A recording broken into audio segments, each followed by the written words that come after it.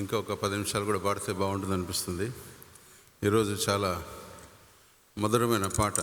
మొట్టమొదటి సర్వీస్లో, రెండవ సర్వీస్లో ఇది చాలా ఓల్డ్ మెలోడీ, గోల్డెన్ సాంగ్. దేవుడు వారి పరిచయం దీవించి ఆశ్రయించిన గాక. వారి స్వరాలను ముట్టి ఇంకా అద్భుతంగా అనేకులు ఆంధ్ర, తెలంగాణ, ప్రపంచమంతా వీక్షిస్తుండగా మన సంఘ కోయర్ వారి పాటలు కెనడాలో, ఆస్ట్రేలియాలో, అమెరికాలో మనల్ని అనుసరించి పాడే పాటలు. కాబట్టి కోయర్ వారిని మరొకసారి అభినందిస్తూ ఉన్నాను. అద్వితీయుడు, సత్యదేవుడైన ప్రభువైన యేసుక్రీస్తు పరిశుద్ధ నామమున మీకు శుభములు, ఆశీర్వాదం తెలియపరుచుకుంటున్నాను. సెలవులు, చివరి వారం, అందరూ బిజీ. కానీ దేవుని సన్నిధానంలోకి వచ్చినప్పుడు మనం ప్రతి దినము, ప్రతి ఆరాధనలో పాల్గొంటకు దేవుడు మనకిచ్చిన ఈ అద్వితీయమైన సమయాన్ని బట్టి ప్రభుకు స్తోత్రాలు ఏర్పరచుకుంటున్నాం. చదవని వాక్య భాగం నుంచి ద్వితీయోపదేశకాండం 8వ అధ్యాయం మొదటి 7 వచనంలోని ఆత్మీయత. ఈ ఆత్మీయతను చదివి నేర్చుకున్న విశ్వాసుల జీవితాలు బైబిల్ చదవాల్సిన పని లేదు. మీరు నేర్చుకుంటున్న ఈ మాటలు. అందుకని చూడండి, ఆయన మిమ్మల్ని శోధించి మీ హృదయంలో నుండి తెలుసుకుంటకు నిన్ను అనుచు నిమిత్తము అరణ్యంలో ఆ 40 సంవత్సరంలో నీ దేవుడైన యెహోవా నిన్ను నడిపించిన మార్గం అంతటిని జ్ఞాపకం చేసుకున్నాము. దేవుడు కృపగల దేవుడు అనే మాట మరొకసారి జ్ఞాపకం చేసుకుంటూ, ద్వితీయోపదేశకాండము అంటే ఇది డెజర్ట్ డిస్కోర్స్. ఇది ఎడారి ప్రాంతంలో వారి మార్గమంతట్లో నడిపించి వారు ఒక చోటుకి తీసుకుని వెళ్ళిన తర్వాత వారందరూ కనాను దేశంలో ప్రవేశించి ఆ ప్రాంతంలో వారు నడిచిన మార్గంలో, అందుకని చూడండి, వారు నడిచిన మార్గంలో 7వ వచనము, ద్వితీయోపదేశకాండం 8వ అధ్యాయం 7వ వచనం, నీ దేవుడైన యెహోవా నేను మంచి దేశంలో ప్రవేశపెట్టను, అది నీటి వాగులను, లోయలోను నుండి, కొండల్లో నుండి పారు ఊటలను, అగాధ జలములు కల దేశం. ఈ దేశానికి మనం ఎప్పుడు వెళ్తాం అనే మాట ప్రశ్నించుకున్నప్పుడల్లా నేను వెళ్ళే దేశం ఎక్కడుంది అంటే మన పరలోక రాజ్యం అనే మాట జ్ఞాపకం చేస్తూ ఉన్నా. అందుకని ఈ చివరి ఈ మాటను, అధ్యాయాన్ని, ఈ పుస్తకాన్ని రాసిన మోషే, ద ఓల్డ్ మ్యాన్, 120 సంవత్సరాల వృద్ధుడైన ఒక farewell letter to the community of churches, సంఘాలకు రాసిన ఒక అద్భుతమైన యొక్క పుస్తకం మాట జ్ఞాపకం చేస్తూ ఉన్నాం. అందుకనే మోషే ఆయన రాసిన చివరి ఈ పుస్తకము తోరా అని మాట అంటారు. ఈ తోరాను హెబ్రీ భాషలో కూడా అంటూ ఉంటారు. 5 కాండాలు, ఆదికాండం,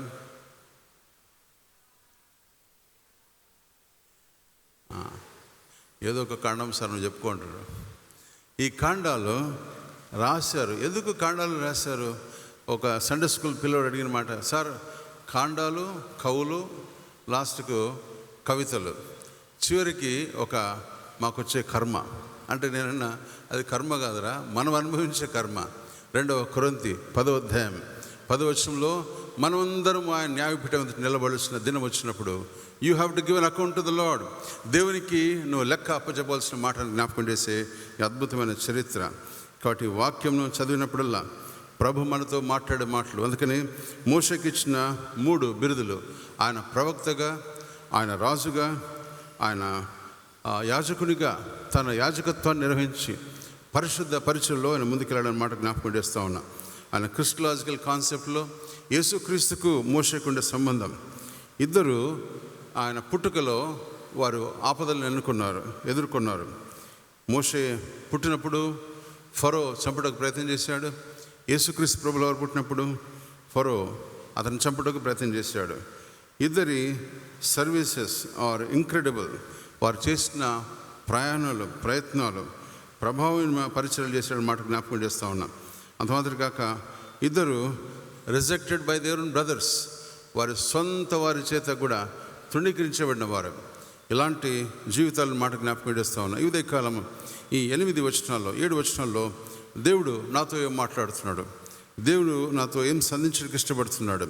అందుకని ఆయన రాసిన ఈ ద్వితీయోపదేశ కాండంలో చెప్పబడిన మాటలు, దేవుడు మన నుంచి ఏం కోరుకుంటున్నాడు. మొట్టమొదటి 12 అధ్యాయాలు, ఇంకా 12 అధ్యాయం నుంచి 18 అధ్యాయం వరకు what God is expecting from Israel. Israel నుంచి దేవుడు ఏం కోరుకుంటున్నాడు. చివరిగా 18 అధ్యాయం నుంచి 34 అధ్యాయం వరకు దేవుడు వాట్ గాడ్ విల్ డూ, దేవుడు ఆయన ఏం చేయని ఉన్నాడు అన్నమాట జ్ఞాపకం చేస్తున్నాడు. అందుకని 3 ఉపదేశాలు చెప్పిన మోషే. మొదటి ఉపదేశం 12 అధ్యాయాలు, రెండవ ఉపదేశం 6 అధ్యాయాలు, మూడవ ఉపదేశం 18 అధ్యాయం నుంచి 34 అధ్యాయం వరకు చెప్పబడే అద్భుతమైన మాటలు.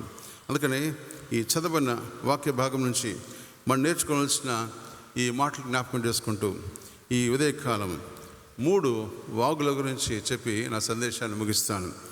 ఈ ఉదయకాలం మరొకసారి, ఈ నెలలో చాలామందికి వివాహాలయ్యాయి. ఒక లాస్ట్ ఇయర్ వివాహం చేసుకున్న ఒక జంట తన వెడ్డింగ్ యానివర్సరీస్కి ఆయనకుండే తన భార్యకు మంచి గిఫ్ట్ ఇవ్వాలనుకుని దూరం నుంచి ఆయన మద్రాసులో పనిచేస్తూ భార్యతో ఎప్పుడు మాట్లాడాలని ఒక మంచి మొబైల్ ఫోన్ కొనిచ్చాడు.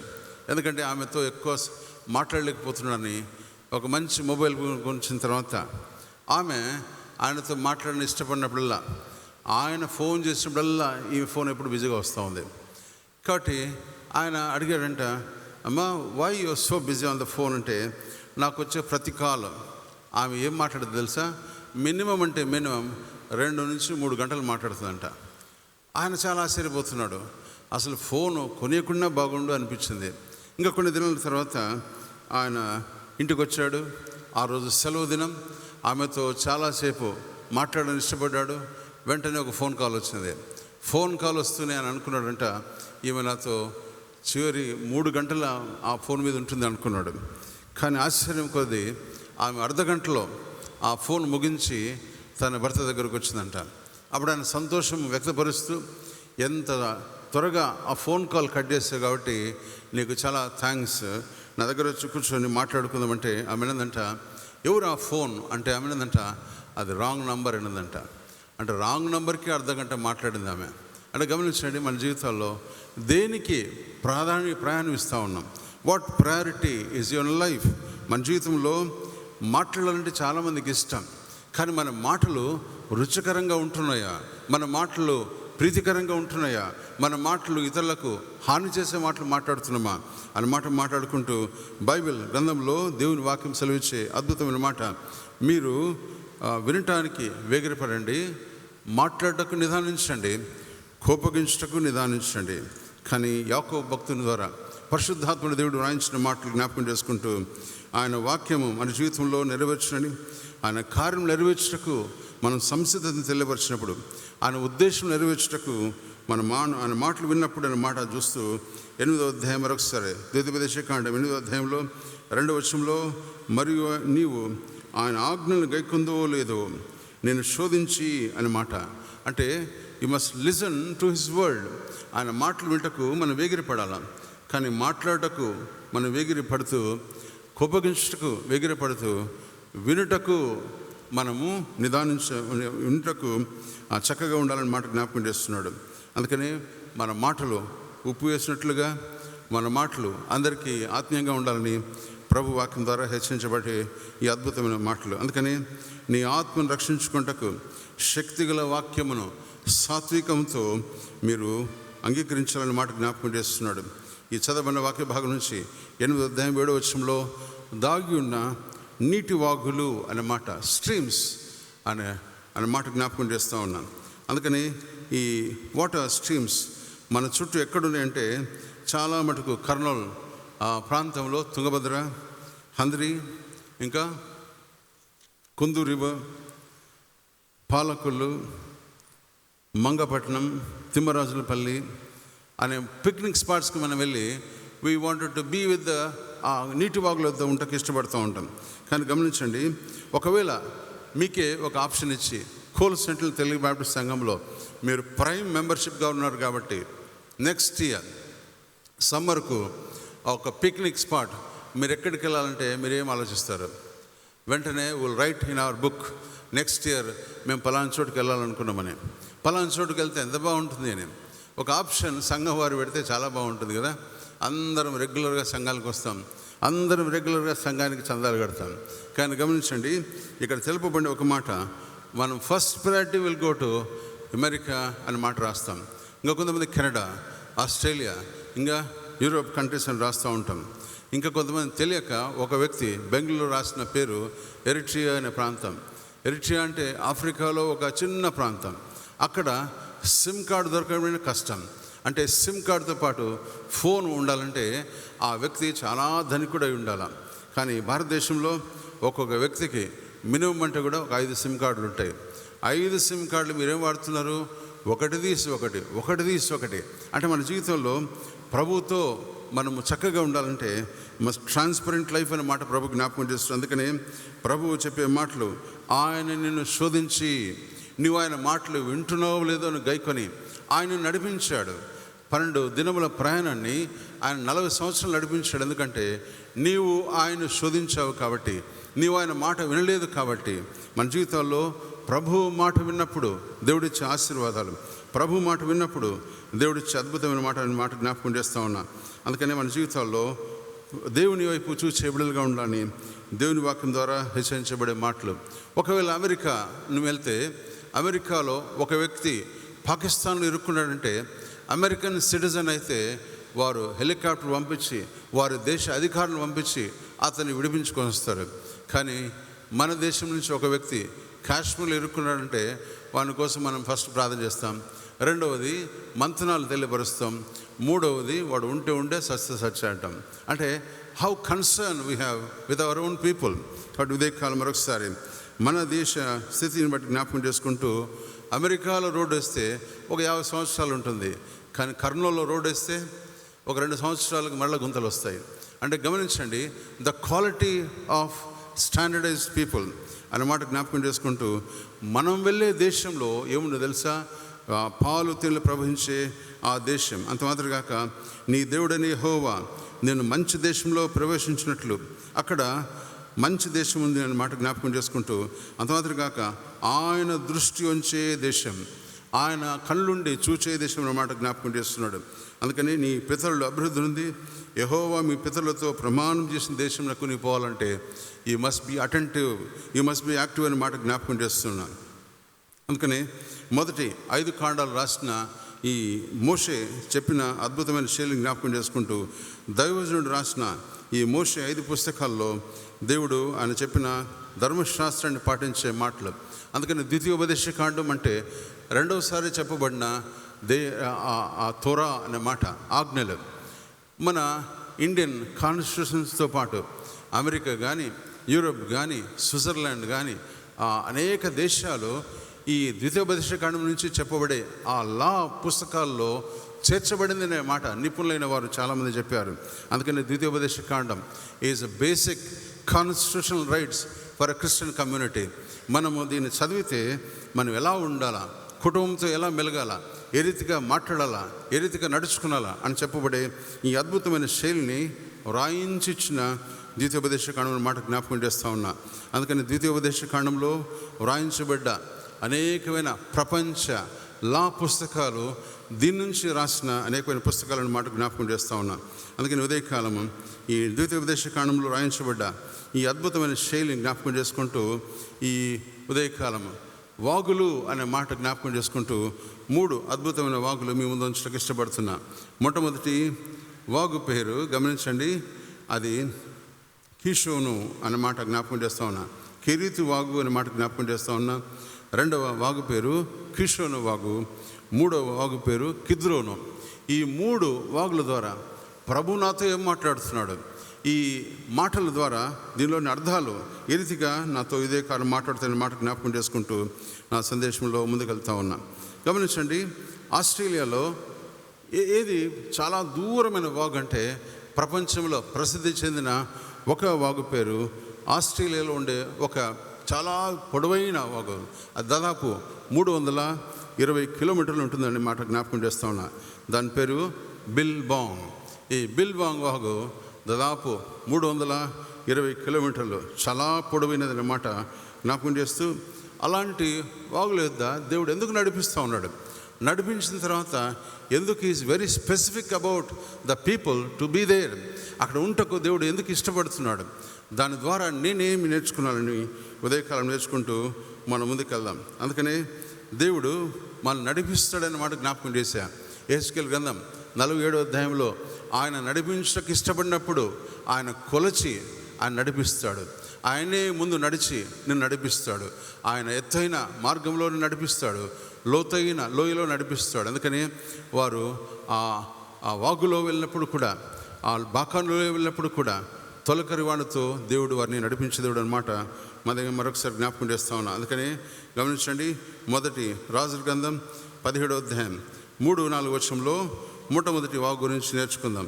ఈ 3 వాగుల్లోని ఆత్మీయత ఉదయకాలం మనతో ఏం మాట్లాడుతుంది, ఈ 3 వాగుల ద్వారా ప్రభువు నాతో ఏం మాట్లాడుతున్న మాట జ్ఞాపకం చేసుకుంటూ, మొట్టమొదటి ఈ యొక్క అద్భుతమైన మాట జ్ఞాపకం చేసుకుంటూ, ఆ వాగు పేరు కెరీతు వాగు.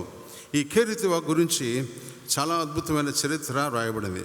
మొదటి రాజుల గ్రంథం 17వ అధ్యాయం 3-4 వచనంలో వ్రాయించబడ్డ ఒక అద్భుతమైన శైలి. ఇశ్రాయేలు రాజ్యము పాలిస్తున్నప్పుడు అహాబు, యెజబెలు అనే ఇరువురు ఆ రాజ్యంలో అనేకులను వారు ప్రతిష్ఠిస్తూ వారు చేసిన ఈ యొక్క దేవునికి వ్యతిరేకమైన కార్యములు, దేవునికి వ్యతిరేకమైన కార్యం చేసినప్పుడు దేవుడు వారిని శిక్షించడానికి ఇష్టపడ్డాడు. కానీ దేవుడు హీ రైజ్డ్ వన్ పర్సన్. అందుకని ఆయన పేరు ఎలియా. అంటే ఎలియా అనగా యెహోవాయే దేవుడు అని. యెహోవాయే దేవుడైన ఈ ఎలియా అతని దగ్గరకు వచ్చి దేవుని మాటలు లక్ష్య పెట్టినందుకు, దేవుని మాటలు వినినందుకు, దేవుని ప్రక్కల మాటలు లెక్క పెట్టకుండా పరిపాలన చేయుచున్న ఈ అహాబు, యెజబెలు వారి దగ్గరికి వెళ్ళి హీ షౌటెడ్ అండ్ ఛాలెంజ్. ఏమని చెప్పాడు తెలుసా? మీరు చేసే అవిధేయత వల్ల, మీరు చేసే అతిక్రమం బట్టి దేశము నాశనం అయిపోతుందని చెప్పి అతడు వెళ్ళి తిష్బీయుడైన అనే మాట జ్ఞాపకం చేస్తూ ఉన్నా. అంటే తిష్బీయుడు అనే మాటకు అర్థము దేవుని వైపు ప్రజలను త్రిప్పేవాడు.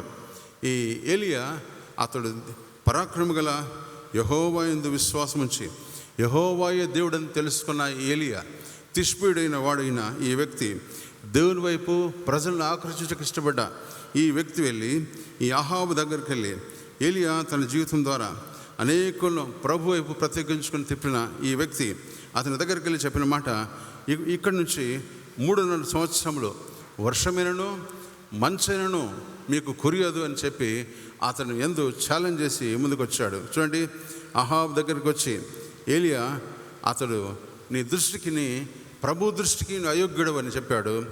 దేవుని యొక్క వ్యతిరేకతను తెలియపరిచాడు. నీ పట్ల దేవుని యొక్క అవిధేయతను తెలియపరిచిన ఈ ఎలియా.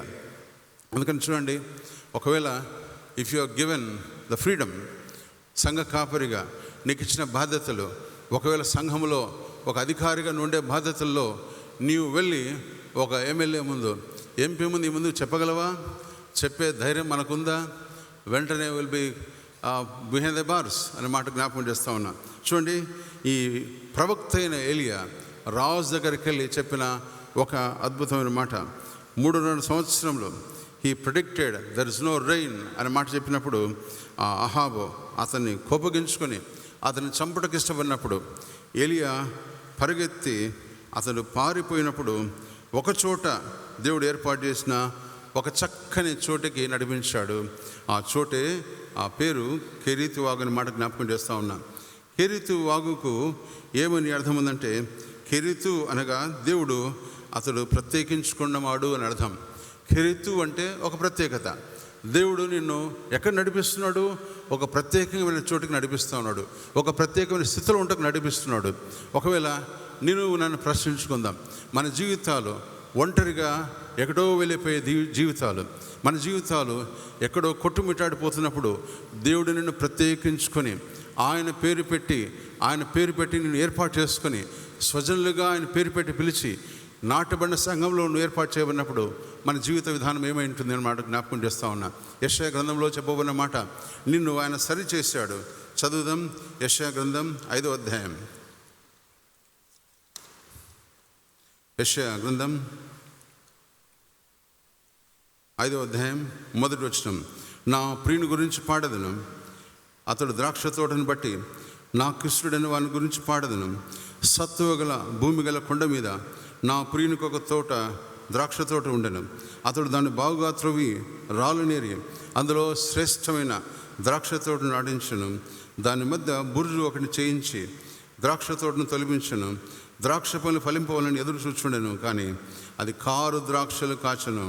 మన జీవితంలో నిన్ను దేవుడు ప్రత్యేకించుకొని ఒక మంచి తోటలో ఉంచినప్పుడు, నేను దేవుడు ప్రత్యేకించుకొని నువ్వు బాగా పండుతావని అతను నిన్ను ఎరువులు వేసి నేను మంచి కుటుంబంలోంచి నీకు కరోనా రాకుండా, ఏ విధమైన రోగం లేకుండా, నీకు క్షామము తగలకుండా, నీకు ఆర్థికంగాను శారీరకంగాను బలమునిచ్చి నిన్ను చక్కగా ఉంచినప్పుడు మనం ఏం చేస్తాం తెలుసా? you're not going to produce the good fruit. మంచి ఫలములు ఫలింపని నీవు, మంచి ఫలములు ఫలింపని నిన్ను దేవుడు ఏమని చేస్తున్నాడంటే, దేవుడు మరొకసారి నిన్ను పరీక్షిస్తున్నాడు. అందుకని ఉదయకాలం మరొకసారి అతడు నిన్ను పరీక్షించినప్పుడు, ద్వితీయోపదేశకాండం 8వ అధ్యాయంలో చెప్పమన్నమాట, అతడు నిన్ను నడిపించే మార్గం జ్ఞాపకం చేసుకొని ఆహారం వల్లనే కానీ యెహోవా సెలవిచ్చిన ప్రతి మాట వలన నరులు బ్రతుకుదని తెలుసుకొని కూడా you're denying the words of Jesus. యేసు మాటలు వినకుండా నీ ఇష్టం వచ్చినట్టు తిరిగే జీవితం ఉంటే ప్రభు నిన్ను మరొకసారి జ్ఞాపకం చేస్తూ ఉన్నాడు. కెరీతు వాగు దగ్గరికి నిన్ను నడిపిస్తూ ఉన్నాడు. కెరీతు వాగు అంటే నిన్ను ప్రత్యేకించుకొని జీవించడం మాట జ్ఞాపకం చేస్తూ ఉన్నా. కెరీతు వాగు దగ్గర చూడండి, he has done great things. ఒకవేళ ఆయన మీద ఆనుకొని నువ్వు జీవించినప్పుడు కెరీతు వాగు దగ్గర దేవుడు చేసిన అద్భుతాలు, అతను నడిపించినప్పుడు చూడండి ఆయన ఏం చేశాడు? అతడు వచ్చి దేవుడు చెప్పిన ఒక మాట, నిన్ను అక్కడ తీసుకుని వచ్చి నీకు పోషణ చేయి దేవుడు. చదువుదాం, అక్కడ చదవబడిన వాక్య భాగంలో మొదటి రాజుల గ్రంథం 17వ అధ్యాయం, మొదటి రాజుల గ్రంథం 17వ అధ్యాయం 3-4 వచనములు. నీవు వచ్చేటి నుండి తూర్పు వైపునకు పోయి యోర్దానుకు ఎదురుగానున్న కెరీతు వాగు దగ్గర దాగి ఉండము. ఆ వాగు నీరు నీవు త్రాగుదువు. అచ్చట నీకు ఆహారం తెచ్చుటకు నేను కాకోలను ఆజ్ఞాపించిందని అతనికి తెలియచేయగా. గమనించండి, నీవు వెళ్ళి do you drink the water. మొట్టమొదటి నీవు వెళ్ళుము, నీళ్లు త్రాగి అక్కడికి వచ్చిన తర్వాత you wait for the food. నీ పోషణ నిమిత్తం కూడా ఆలోచించే దేవుడు. నీవు ఏం త్రాగాలో, నువ్వు ఎక్కడికి వెళ్ళాలో, ఎక్కడ కూర్చున్నాలో, నీ భోజనం కూడా ఆలోచించి ఈ గొప్ప దేవుడు అన్న మాట జ్ఞాపకం చేస్తూ ఉన్నా. కాబట్టి ఈ హ్యాస్ ఎ గ్రేట్ ప్లాన్. ఎలియాతో చెప్పాడు, Elijah I have a better plan for you, you better listen to me అన్నాడు. అందుకని దేవుడు అతడిని నడిపించాడు. చూడండి ఏం చేశాడు? అతడిని నడిపించాడంటే ఎంతమంది నడిపించాడు? ఒక్కడనే. బైబిల్ గ్రంథంలో ఒంటరి ప్రయాణమైన వాడు గొప్ప పనులు చేశాడు. బైబిల్ గ్రంథంలో దేవుని కొరకు ఒంటరిగా ప్రార్థన చేసి పోరాడిన వారు గొప్ప కార్యం చేశాడన్నమాట జ్ఞాపకం చేస్తూ ఉన్నా. అందుకని తిష్పీయుడైన ఈ ఎలియా, దేవుని వైపు అనేక ప్రశ్నలు తిరిపిన ఈ ఎలియా ప్రభు కొరకు ప్రత్యేకించుకొని ప్రభు కొరకు తిరిగినట్లు ఆయన చేసిన అద్భుతమైన మాట. అందుకని అహాబ్ దగ్గరకు వచ్చి ఆయన చెప్పినప్పుడు అహాబ్ అతని మీద పగబట్టి అతను చంప చూసినప్పుడు అతడు పారిపోయి అక్కడికి వెళ్ళి ఒక చోట దాక్కున్నాడు. మన జీవితంలో ప్రభు కొరకు మనం ప్రార్థన చేస్తూ ఉంటాం. ప్రభువా నా వైపు చూడు, నా బిడ్డల వైపు చూడు, వారి భవిష్యత్తును చూడు అన్నప్పుడు ప్రభు అంటున్నాడు, హీ నోస్ ద ఫ్యూచర్. 139 కీర్తనలో సెలవిచ్చినట్లు ఆయన నువ్వు కూర్చునుట, నీవు లేచుట, నీవు మాట నాలుకకు రాకమునిపై తెలుసుకున్న దేవుడు, నీ దినము లెక్కించిన దేవుడు, నీవు గర్భమున నిరూపింపబడక మునిపే నీ ఎముకలను లెక్కించిన గొప్ప దేవుడైన దేవుడు ఈ ఉదయకాలం చెప్పి ఒక అద్భుతమైన మాట, యూ మస్ట్ బీ సపరేటెడ్. నీవు ప్రత్యేకించుకొని ప్రభు కొరకు చక్కగా ఉండాలని ప్రభు వాక్యం ద్వారా హెచ్చరించబడే మాటలు. అందుకని మనమందరం ఒకవేళ ఉదయకాలం ఇక్కడ కూర్చున్న వారందరిలో మనం ప్రార్థన చేస్తుండవచ్చు. ప్రభువా నా బిడ్డల నిమిత్తం చూడండి, ఉద్యోగం కోసం ప్రార్థన చేస్తుండవచ్చు, బిడ్డల భవిష్యత్తు నిమిత్తం ప్రార్థన చేస్తుండొచ్చు, వారి వివాహం నిమిత్తం ప్రార్థన చేస్తుండొచ్చు, వారి సంతానం కోసం ప్రార్థన చేస్తుండొచ్చు. కానీ ప్రభు అంటున్నాడు, హీ నోస్ దెమ్. ఆయన తెలుసుకున్న దేవుడు, ఆయన నడిపించే దేవుడు. ఎక్కడ నడిపిస్తున్నాడు? కెరీతు వాగు దగ్గరకు నడిపించే దేవుడు. అంటే నిన్ను ప్రత్యేకించుకొని ఆయన చెప్పిన చోటికి నడిచినప్పుడు మనలో ఉండే ఒక అవిధేయత ఏమిటంటే, ఆయన చెప్పిన చోటికి పోం. ఆయన ఎక్కడ చెప్పమన్నాడు? నిన్ను ఎక్కడికి వెళ్ళమన్నాడు? నినివేకి వెళ్ళమన్నాడు. కానీ నువ్వేం చేస్తున్నావు? మనం ఏం చేస్తున్నాం? ఎమ్మిగనూరు బస్సు ఎక్కమంటే మనం ఆదోని బస్సు ఎక్కకుండా హైదరాబాద్ బస్సు ఎక్కుతాం. ఎందుకంటే ఇక్కడ రంగుల ప్రపంచం ఉంది, ఇక్కడ కలర్ఫుల్ వరల్డ్ ఉంది. ఎమ్మిగనూరు అంతా డ్రై ప్రభువా, నేను అక్కడ పోలేను. కానీ ఎమ్మిగనూరులో దేవుడు దాచి ఉంచిన ఆశీర్వాదాలు నువ్వు కావాలంటే మస్ట్ గో దిస్ రైడ్. ఈ రీతిగా వెళ్ళకుండా మనము ఇక్కడ పారిపోతాం. నినివేకి వెళ్ళమంటే తర్షీష్నకు పారిపోయినప్పుడు దేవుని మాట వినని యోనాను తిరుగా చేపతో మింగించి అక్కడ కక్కే రీతిలో చేశాడు. అంటే హీ నోస్ యువర్ ప్లాన్స్. అందుకని దేవుడు చెప్పాడు. అందుకని పౌల్ ఫిలిప్పు అనే మాటలు రాస్తూ ఆయన చెప్పిన మాటలు ప్రార్థన ద్వారా పొందే అనేకమైన విజయాలను జ్ఞాపకం చేస్తున్నాడు. అందుకని ప్రార్థన విజ్ఞాపన ద్వారా ప్రభువునకు తెలియజేయుడి, అప్పుడు దేవుడు సమస్తం సమకూర్చి నేను ఆశీర్వదించిన మాట జ్ఞాపకం చేస్తున్నాడు. మన జీవితంలో ఆయన వెళ్ళాల్సిన చోటికి వెళ్ళమనకుండా, ఆయన కూర్చోవాల్సిన చోట కూర్చోకుండా మనం ఏం చేస్తాం తెలుసా? తిరుగటి రాయి వలె కెరీతు వాగు దగ్గర కూర్చున్నప్పుడు నీకు పోషణ వచ్చింది. కెరీతు వాగు దగ్గర కూర్చున్నప్పుడు దేవుడు నిన్ను సంరక్షించాడు. కెరీతు వాగు దగ్గర కూర్చున్నప్పుడు దేవుడు నీకు సహాయం చేశాడు. కెరీతు వాగు దగ్గర కూర్చున్నప్పుడు నేను ఏ విధమైన కీడు తగలకుండా నిన్ను కాపాడి, అందుకనే 91వ కీర్తనలో సెలవిచ్చినట్లు మహోన్నతుని చాటున నివసించువాడు సర్వశక్తిని విశ్రమించువాడు. అందుకనే ఆ అధ్యాయం అంతా ఎవరి కోసం రాయించబడింది తెలుసా? కెరీతు వాగు దగ్గర నువ్వు కూర్చున్నప్పుడు he is there to take care of you. అతడు నన్ను ప్రేమించున్నాడు గనుక అతన్ని ఘనపరచదను, అతను తప్పించదను, అతని శ్రమలో తోడై ఉండదును. ఇది ప్రభు చెప్పిన ఆత్మీయ సత్యం. అందుకని దేవునితో చెప్పే అద్భుతమైన మాటలు. అందుకని ఒంటరిగా ప్రయాణం చేసిన సాధు సుందర్ సింగ్, ఒంటరిగా ప్రయాణం చేసిన గ్రహం స్టెయిన్స్, ఒంటరిగా ప్రయాణం చేసిన అనేక మంది, mother Teresa, William Carey, they have done wonderful things. ఎందుకంటే వారు ప్రభు ఉద్దేశించిన ఆ స్థలాలకు వెళ్ళి ప్రభు కొరకు ఘనమైన సేవ చేశారు. దేవా, నేనేంది ప్రభువా, ఇంత తెల్లని వాడిని నల్ల దేశానికి పంపిస్తున్న ప్రభువా, ఒక్కడు కూడా ఒక మాట వినడం లేదు, నన్ను నీళ్ళు ఇవ్వడం లేదు, నన్ను చంపేస్తున్నారు ప్రభువా, ప్లీజ్ హెల్ప్ మీ అని ప్రార్థించిన డేవిడ్ లివింగ్స్టన్ చివరి వరకు ఒక్క ఆత్మ కూడా రక్షించబడలేదు. చనిపోయిన తర్వాత వారందరూ అన్నారు, ఈ వ్యక్తి మా కోసం వచ్చి చనిపోయాడు కాబట్టి ఈ గుండె ఇక్కడ పాతి పెట్టండి, ఆయన బాడీ మాత్రం తీసుకెళ్ళండి అన్నారు. దేవుడు అద్భుతాలను చూడాలంటే ఆయన నిర్దేశించిన స్థలంలో, ఆయన ఉద్దేశించిన మార్గంలో నువ్వు నడుచుటకు ప్రయత్నించినప్పుడు దేవుడిని దీవిస్తాడని మాట జ్ఞాపకం చేస్తాను. అందుకని ప్రభు వైపు చూసిన బిడ్డల జీవితాల్లో దేవుడు ఆశీర్వదిస్తాడు. కాబట్టి మనం ఏం చేస్తాం తెలుసా? ప్రభువా, కాకులను కాకుంటే కోకిలతో పంపి ప్రభువా, కోకిల కాకుంటే ఇంకొక మనిషితో పంపి ప్రభువా, నేను వెయిట్ చేస్తూ ఉన్నా. కానీ ప్రభు అంటున్నాడు, ఆయన మాట విని ఆయన నిర్దేశించిన స్థలంలో ఉన్నప్పుడు మాత్రమే దేవుడిని ఆశీర్వదిస్తాడు. అందుకని చూడండి, ఆయన మాట విన్న జీవితాల్లో దేవుడు అద్భుతాలు జరిగించాడు. ఒకవేళ మనము ఈ లేటెస్ట్ దినాల్లో మనకు తెలుసు బ్లింకిట్, జొమాటో, ఇంకా చెప్పండి స్విగ్గీ ద్వారా ఒక అద్భుతంగా ఒక ఫోన్ కాల్ చేస్తేనే మనకు ఎదురుగా వచ్చి పడతాయి. కానీ గమనించండి, కొన్ని వందల సంవత్సరాల కిందటనే ప్రభు కాకోలముల ద్వారా ఆయన ఆహారాన్ని పంపించాడు. అంటే గమనించండి, how fast the lord is. ఏ రీతిగా దేవుడు ఆలోచిస్తూ ఉన్నాడు. నీ యొక్క చరిత్రను తెలుసుకున్న దేవుడు, నీ అమితమైన జ్ఞానం నీలో ఇంపిన దేవుడు. కానీ మనం దేని మీద ఆధారపడతాం? మన జ్ఞానం కొరకు మొబైల్ మీద ఆధారపడతాం. కానీ ఇలాంటి 20,000 మొబైల్స్ కంటే ఉన్నతమైన నీ జ్ఞానాన్ని ప్రభు ఆశీర్వదించడానికి ఇష్టపడుతున్నాడు. ఉదయకాలం మరొకసారి అలాంటి ధైర్యం కలిగి కెరీతు వాగు వద్ద నిలుచుటకు ఇష్టపడే బిడ్డలుగా ఉన్నప్పుడు దేవుడు దీవిస్తాడన్నమాట జ్ఞాపకం చేస్తూ ఉన్నా. అందుకని చూడండి, ఈ ఎన్నిసార్లు పంపించాడు భోజనం చెప్పండి?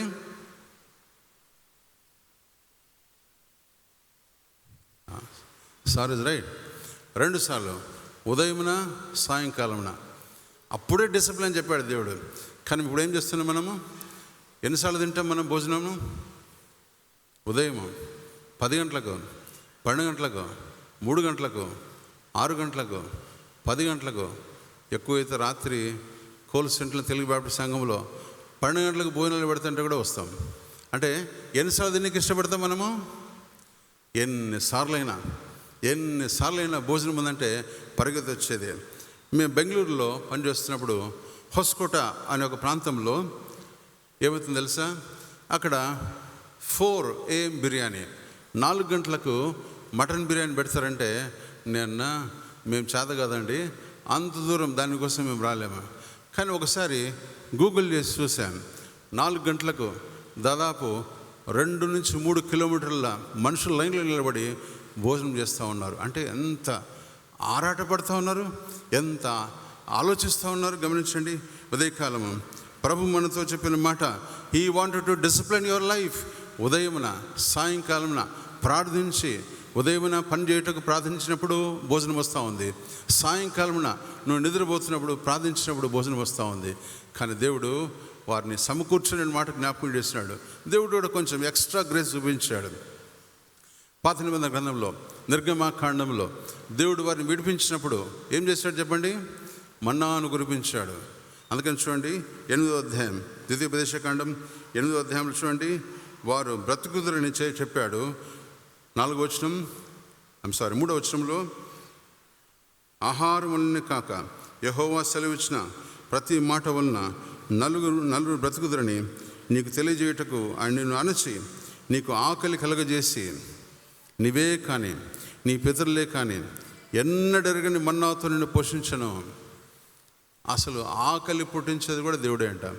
మీ ఏడని చూసినారా? కొంతమంది ఇళ్ళకి మేము దర్శిస్తూ ఉంటాం. పాస్టర్ గారు ఆకలి కావడం లేదు పాస్టర్ గారు అంటే ప్రార్థన చేయమ్మా అంటాం. అప్పుడు వాళ్ళు అనుకుంటారు ఈ పాస్టర్కి పిచ్చి పట్టిందని. నాకు ఇండైజెషన్ అయితే పాస్టర్ గారు ఎందుకు ప్రార్థన చేయమంటారు? గమనించండి, God has given an extension for 2 meal. ఇక్కడ చూస్తే 1 మీలే వారు ఉదయమునే సమకూర్చుకున్నాలా, దినమంతా దాన్ని భోంచేయాలా. ఇక్కడ ద్వితీయోపదేశకాండంకి వచ్చేటప్పటికి 2 మీల్స్ ఇచ్చాడు. మొదటి రాజుల గ్రంథంలో ఉదయమున సాయంకాలంన వారిని ఏర్పాటు చేశాడు. అందుకని గమనించండి, మన జీవితంలో ఎప్పుడైతే నువ్వు కెరీతు వాగు దగ్గర ఉంటున్నావో, ప్రభు కొరకు ప్రత్యేకించుకొని దేవుని నామమున నీవు ప్రత్యేకించుకుని ఉంటావో, దేవుడిని దీవిస్తాడని మాట జ్ఞాపకం చేస్తూ ఉన్నా. అందుకనే God is expecting uniqueness from your life. నువ్వు ప్రత్యేకించుకుని ఉంటాకు దేవుడు ఇష్టపడుతున్నాడు. అందుకని కెరీతు అనగా ప్రత్యేకత అని అర్థం. ఈ యొక్క ఈ డిఫరెంట్ వరల్డ్లో, కలర్ఫుల్ వరల్డ్లో, అట్రాక్టివ్ వరల్డ్లో, ప్రపంచం నుండి ఆకర్షించే ఈ జీవిత విధానంలో నిన్ను ప్రత్యేకించుకుంటున్నావా? నీవు కలిసిపోతా ఉన్నావా? అందుకని ప్రభు అంటున్నాడు, యు మస్ట్ బి సపరేటెడ్, రాజులని యాజక సమూహంగా, ప్రత్యేకమైన జనాంగంగా, ప్రభువును కొనియాడే బిడ్డలంగా ఉండాలని ప్రభు వాక్యం ద్వారా హెచ్చరించబడతా ఉన్నాం. అందుకని ప్రభు అంటున్నాడు, ఉదయకాలము నిన్ను ప్రత్యేకించుకొని ప్రభు కొరకు నీవు ఆ జనాంగంగా జీవించటకు ఇష్టపడాలా. అందుకని ప్రభు మన ఉదయకాలం చెప్పే అద్భుతమైన మాట, సెట్ రైట్ యువర్ సెల్ఫ్. నీవు సరి చేసుకొని కెరీతు వాగు దగ్గర కూర్చున్నప్పుడు మాత్రమే ప్రభు నిన్ను పోషిస్తాడు. మనం అంటున్నాం తెలుసా, నేను అక్కడికి పోతున్నా, ఇక్కడ పోతున్నా, నేను ఈ మార్గంలో ఉండను అంటే నేను పోషించడానికి ఇష్టపడిన దేవుడు. అందుకని ప్రభు అంటున్నాడు 2వ కొరింథీ 6వ అధ్యాయం 14 నుంచి 18 వచనం వరకు, దేవుడు నిన్ను పోషించటకు వెనుకాడన్న మాట చెప్పే అద్భుతమైన మాట చూద్దాం. 2వ కొరింథీయులకు రాసిన పత్రిక 6వ అధ్యాయం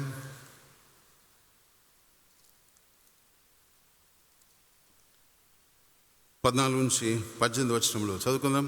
మీరు అవిశ్వాసులతో జోడుగా ఉండకుడి, నీతికి దుర్నీతితో ఏం సాంగత్యము, వెలుగునకు చీకటితో ఏం పొత్తు, క్రీస్తునకు బెలియాలతో ఏం సంబంధము, అవిశ్వాసతో విశ్వాసకి పాలెక్కడది, దేవుని ఆలయమునకు విగ్రహములతో ఏమి పొందిక, మనము జీవము గల దేవుని ఆలయం ఉన్నాము, అందుకు దేవుడు ఎలాగో సెలవిస్తున్నాడు, నేను వారిలో నివసించి సంచరింతును, నేను వారిని మీద దేవుడైందును, వారు నా ప్రజలు ఎందురు, కావున మీరు వారి మధ్య నుంచి బయలు వెళ్ళి ప్రత్యేకంగా ఉండుడి.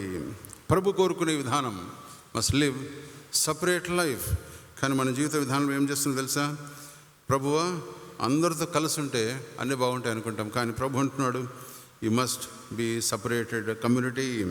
ప్రభుతో ఉండే బిడ్డలుగా ఉండాలని ప్రభు కోరుకుంటున్నాడు. అందుకని కెరీతు వాగు దగ్గర ఆయన ప్రత్యేకించుకొని ప్రభు కొరకు జీవించినప్పుడు ఆయన గొప్పగా దేవుడు ఆశ్రయించాడు.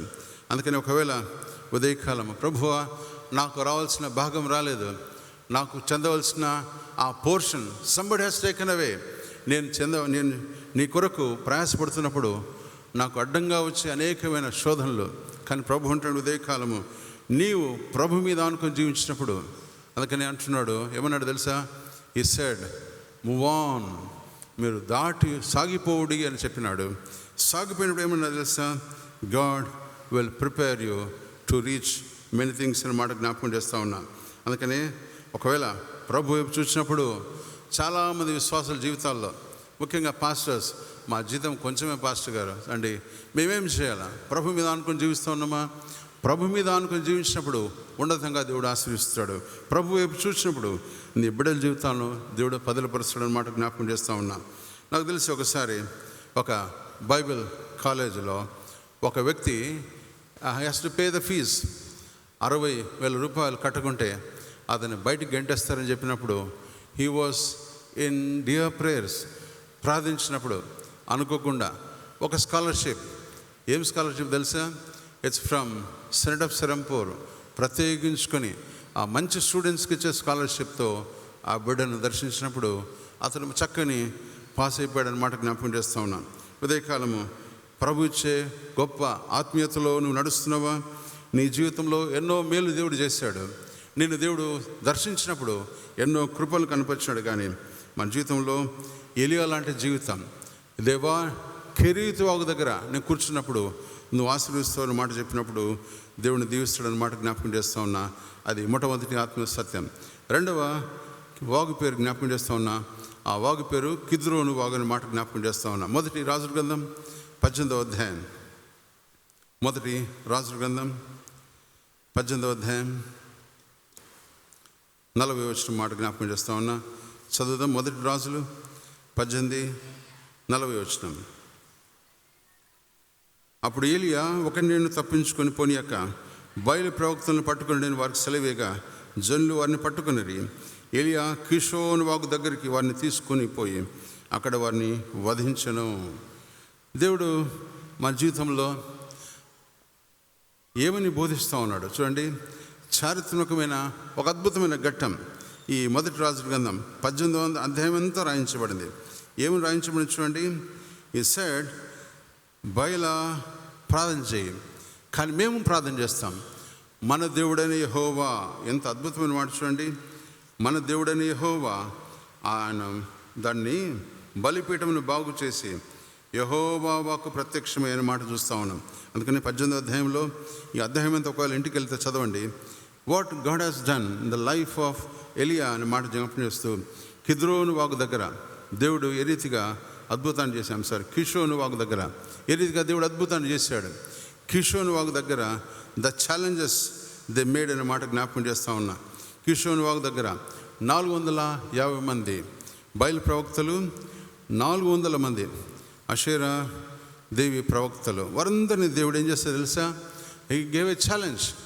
ఏం ఛాలెంజ్ చేశాడు? మీరు ఒక ఎద్దును వధించండి, ఆ వధించిన దాన్ని బలిపీఠం మీద ఉంచండి. బలిపీఠం మీద ఉంచిన తర్వాత మీ దేవుడే, చూడండి 27వ వచనం గమనించండి. 18వ అధ్యాయం మొదటి రాజుల గ్రంథం 27వ వచనం. మధ్యాహ్నము కాగా 26వ వచనం చదువుతున్నాం, 25 నుంచి. అప్పుడు ఏలియా బయలు ప్రవక్తలను పిలిచి, మీరు అనేకులు ఉన్నారు కనుక మీరే మొదట ఒక ఎద్దును కోరుకొని సిద్ధం చేసి మీ దేవత పేరు పెట్టి ప్రార్థన చేయడి. అయితే మీరు అగ్ని ఏమియో కింది వద్దని చెప్పగా వారు తమకు ఇవ్వబడిన ఎద్దును తీసుకొని సిద్ధం చేసి ఉదయం మొదలుకొని మధ్యాహ్నం వరకు బయలా మా ప్రార్థన వినమని బయలు పేరు పెట్టి ప్రార్థన చేస్తారు. కానీ ఒక మాట అయిన ప్రత్యుత్తరం ఇచ్చి వాడేవాడు లేకపోగా వారు తాము చేసిన బలిపీఠం వద్ద గంతులు మొదలుపెట్టి ఇంకా కిందికి వెళ్తే ఒకవేళ వాడు దూరంగా ఉన్నాడేమో, ప్రయాణం చేస్తున్నాడేమో, నిద్రపోతున్నాడేమో, వాడు లేపవలసినదేమో అని అపహాస్యము చేయగా వారు ఇంకా గట్టిగా కేకలు వేసి ఎగురుతూ ఉన్నారు. ఈ రెండవ అద్భుత సత్యం, కిషోను వాగు అంటే అర్థము మన జీవితంలో ఉండే అపవిత్రత. మనం ఏం చేస్తుంది తెలుసా? We have the 3 wonderful things in our life.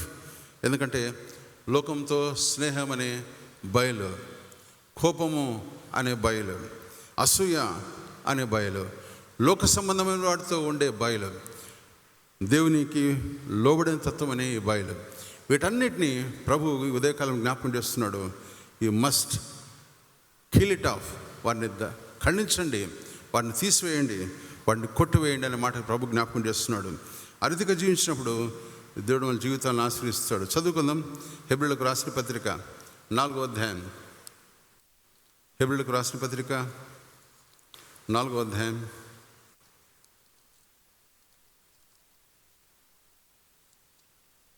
12వ వచనం. ఎందుకనగా దేవుని వాక్యం సజీవమై బలము గలదై రెండంచులు గల ఎటువంటి ఖడ్గము కంటేనూ వాడిగా ఉండి ప్రాణాత్మలను కీలను మూలుగను విభజించినంత మట్టుకు దూరుచు హృదయం యొక్క తలంపులు ఆలోచనలను శోధించున్నది. ఉదయకాలం మరొకసారి ప్రభువు సెలవిచ్చిన అద్భుతమైన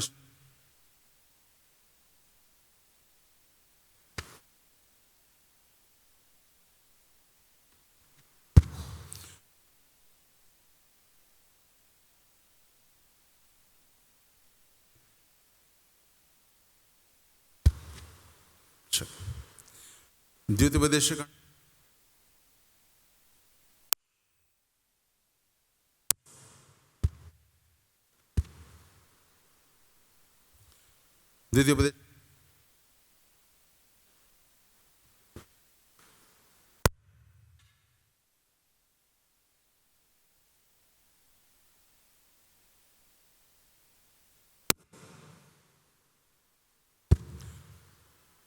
ద్వితీయోపదేశకాండంలో ప్రభు సెలవిచ్చిన ఒక అద్భుతమైన శైలి. కిషోను వాగ్యో అంటే you must condemn, kill all this unwanted things, fill the things. దేవునికి వ్యతిరేకమైన వాటి తీసివేయాలని ప్రభు జ్ఞాపకం చేస్తున్నాడు. అందుకని చూడండి, యెహోవా మాట విని, యెహోవా మాట విని దాని వైపు చూచి చాలను దేవుడు దీవిస్తాడని మాట జ్ఞాపకం చేస్తూ ఉన్నా. ఇది 2వ అద్భుత సత్యం. 3వ అద్భుత సత్యం చెప్పి నా సందేశాన్ని ముగిస్తాను. గమనించండి, 3వ అద్భుత సత్యం కిద్రోను వాగు గురించి జ్ఞాపకం చేస్తూ ఉన్నా. కిద్రోను వాగు ఎక్కడుందంటే గమనించండి, 2వ దినవృత్తాంతములు 29వ అధ్యాయం 16వ వచనం. 2వ దినవృత్తాంతములు 29వ అధ్యాయము 16వ వచనం.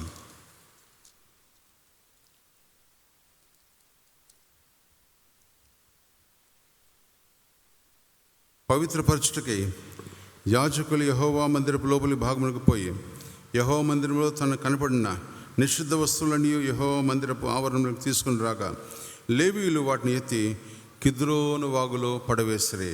ఉదయకాలము కిద్రోను వాగుకు అర్థం ఏంటంటే dark and gloomy, unwanted things, sinful activities అన్నీ తీసివేసి ఆ వాగులో పడేయడం. ప్రభు వైపు చూసినప్పుడు, అందుకని గమనించండి, ఇక్కడ చూసినప్పుడు ఈ మధ్యలో కిద్రోను వాగుకు కుడివైపున యెరూషలేము మందిరం ఉంది. కిద్రోను వాగుకు ఎడం వైపు మౌంట్ ఆలివ్స్, అంత మాదిరిగా గెత్సెమనే తోట ఉంది. యేసుక్రీస్తు ప్రభుల వారు యోహాను సువార్త 18వ అధ్యాయం 1వ వచనంలో ఆయన కిద్రోను వాగు దాటి వెళ్ళి గెత్సెమనే తోటలో ప్రార్థించను. ఎప్పుడైతే మన ప్రభు మన జీవితాల్లో ఆ వాగు దాటి వెళ్ళామంటే you must leave all the filthy activities. మన జీవితంలో ఉండే పాపపు ఆలోచనలు, మన జీవితంలో ఉండే పాపపు నైజం, మన జీవితంలో ఉండే దేవునికి అసహ్యమైన కార్యములు, మన జీవితంలో ఉండే దేవునికి వ్యతిరేకమైన కార్యములు అన్నీ తీసివేసుకొని ఆ వాగు దాటి ప్రార్థించినప్పుడు గెత్సెమనే తోటలో దేవుడు కనికరించిన మాట జ్ఞాపకం చేస్తూ ఉన్నా. అందుకని ఒక పట్టణము, ఆ పట్టణములకు ఊరి వెలుపల ఒక కంపోస్ట్ యార్డ్ ఉంటుంది. మన కర్నూలు కూడా మనందరూ తెలుసు, మన సంఘంలో ప్రతి శనివారం జరిగే ఏ ఫంక్షన్ అయినా ఈ ముందర గేటు కాక వెనక గేటు వైపు వేస్తున్నప్పుడు అక్కడి నుంచి తీసుకుని వెళ్ళి ఆ కేఎంసీ వారు ఒక చోట పడేస్తారు. ఆ పడవేసే చోటు పేరే కంపోస్ట్ యార్డ్.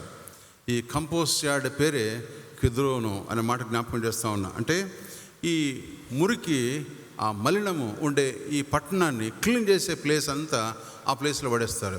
అంటే గమనించండి, యేసు ఈ లోకానికి ఏ రీతిగా వచ్చాడు. లూకా సువార్త 19వ అధ్యాయం 10వ వచనంలో నశించిన దాన్ని వెతికి రక్షించటకు ఆయన ఈ లోకానికి వచ్చాడు.